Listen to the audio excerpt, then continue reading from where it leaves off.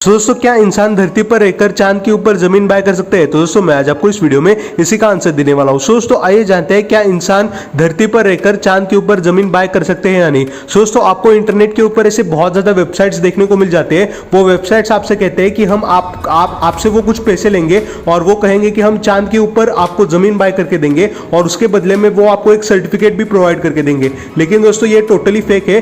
कोई भी वेबसाइट या फिर किसी को भी चांद के ऊपर जमीन खरीदने का हक बिल्कुल नहीं है।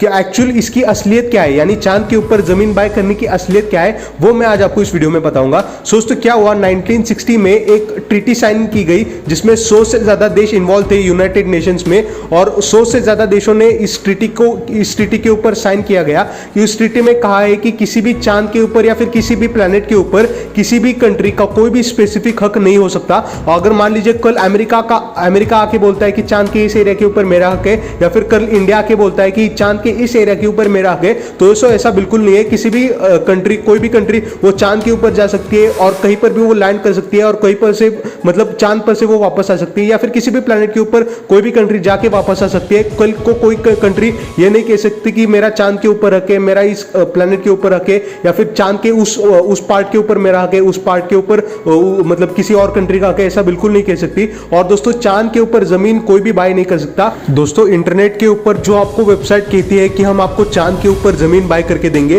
वो वेबसाइट टोटली फेक है दोस्तों। कोई भी इंसान या फिर कोई भी कंट्री चांद के ऊपर जमीन बाय नहीं कर सकती।